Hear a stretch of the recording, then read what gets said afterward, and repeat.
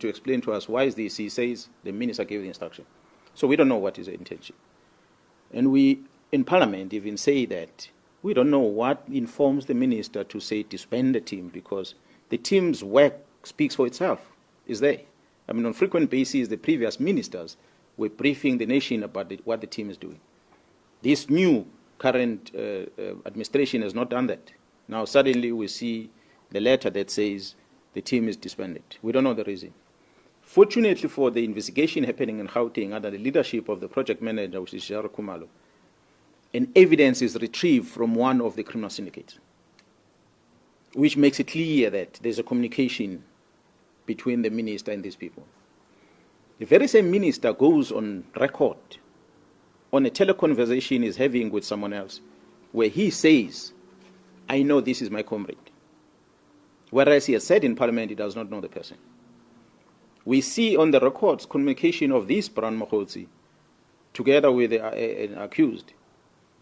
The communication that involves police things amongst them is to deal with Mkhwanazi and Khumalo. Amongst them is to expeditiously applying disciplinary regulations of the South African police deal with Mkhwanazi. That's why there's a call in public from a person that I will not necessarily mention his name, that the National Commission must bypass the disciplinary regulations of the service, must simply suspend these people because they are arrested. Why is that call? It's a call that is putting more pressure to make sure that the crime intelligence is handing over to the criminal syndicates. That's what it's about. So the people make calls and they disregard that which is a rule in the organization. You commit a misconduct, produce a report as an arresting authority to the executive authority or to the leader of that institution and say, this person was arrested for A to Z. And what comes after next is an internal investigation that must happen to establish whether do we keep this person in that environment or not. If we keep this person, will it not interfere with the investigation or not?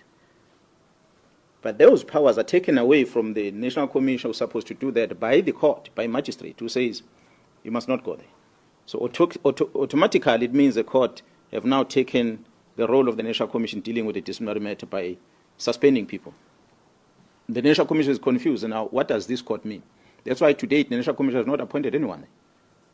Which means a whole week has gone by, this country is suffering, there's no head of crime intelligence.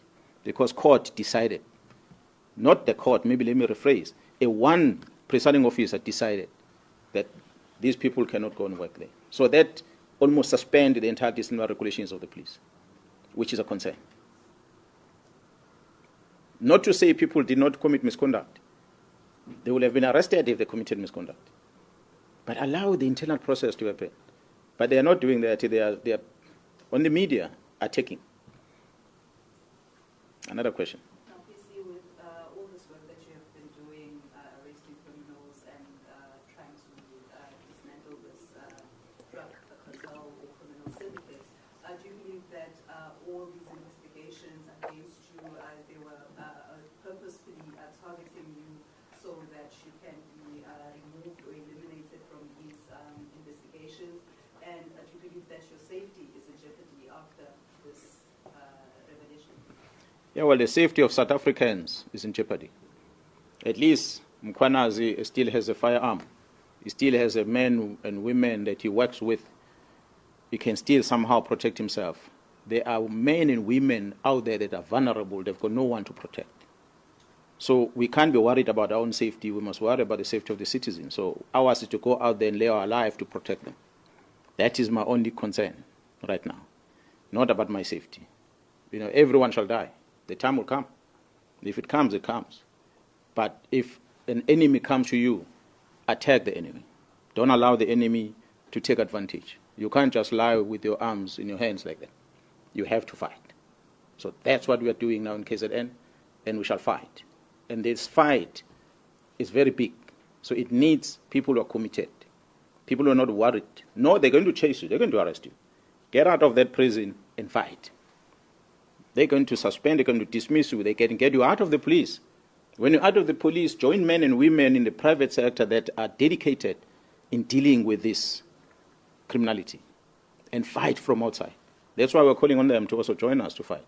That is not going to stop. So I'm not worried about my safety in as far as these investigations are concerned. I said we must ask one question at a time.